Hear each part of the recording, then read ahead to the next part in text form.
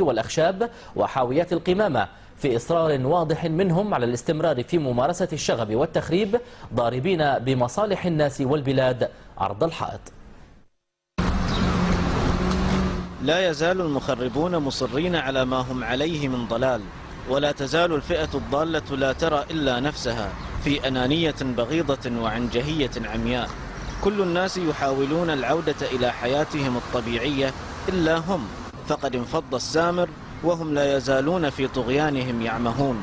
في تحرك لا ينم إلا عن الاعتزاز بالإثم، قام هؤلاء المخربون بسد مداخل ومخارج بعض القرى في محاولة منهم لإجبار الناس على الإضراب عن العمل والعصيان. فعل لا ينم أبدا إلا عن ازدراء الآخر وإقصائه، ناهيك عن تعطيل مصالح الناس وحاجاتهم، إذ تناسى هؤلاء المخربون أن البشر لديهم حاجات هي لا تقل أهمية عن العمل. ماذا لو أن أحد السكان يحتاج إلى سيارة إسعاف؟ وماذا لو أن أحد السكان يحتاج إلى التسوق؟ لنترك هذا كله ونتحدث بمنطقية. من أعطى هؤلاء الحق في تقييد حرية الآخرين بغض النظر عن نوعية حاجاتهم؟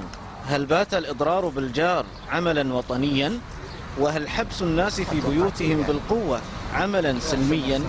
المطالبة المشروعة لا تأتي إلا عن طريق عمل مشروع، بعيدا عن الأنانية الرعناء التي تتخذ من مبدأ الغاية تبرر الوسيلة سبيلا لتحقيق هدف لم يتفق عليه الجميع أصلا، وهو أسلوب يعلم الجميع من الذي اتبعه في العالم لاغتصاب الحق العربي. كفاكم عبثا وعودوا إلى رشدكم واتركوا الناس تحيا بسلام آمنين. وما زالت هذه الأنباء